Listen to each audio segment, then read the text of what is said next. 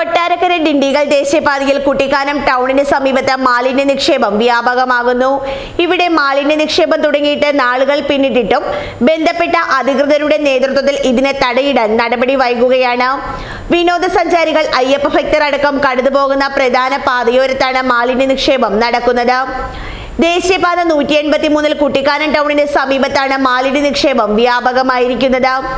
ദേശീയപാതയോരത്ത് വ്യാപകമായ രീതിയിലാണ് മാലിന്യം കൊണ്ടുവന്ന് തള്ളിയിരിക്കുന്നത്.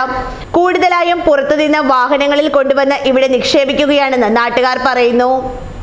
വിനോദസഞ്ചാരികളും നിലവിൽ അയ്യപ്പ ഭക്തരുമടക്കം വാഹനങ്ങൾ ഇതുവഴിയാണ് കടന്നു പോകുന്നത്. അയ്യപ്പ ഭക്തർ കുട്ടിക്കാനത്തെത്തി ഈ ഭാഗത്താണ് വാഹനം നിർത്തി വിശ്രമിക്കുന്നത്. നിലവിൽ മാലിന്യം കുമിഞ്ഞുകൂടി ഈ ഭാഗത്ത് തെരുവ് നായ്ക്കളുടെ ശല്യവും രൂക്ഷമാണ്. കൂടാതെ സാംക്രമിക രോഗ ഭീഷണിയും നിലനിൽക്കുന്നുണ്ട്. കുട്ടിക്കാനം ടൗണില് ടൂറിസ്റ്റുകളും അതേപോലെ ഇപ്പൊ അയ്യപ്പ സീസണാണ്. നല്ല സ്വാമിമാരെല്ലാം വന്ന് ഇറങ്ങുന്ന സമയമാണ്. നല്ല തിരക്കുള്ള റോഡാണ് കുട്ടിക്കാനം ടൗൺ.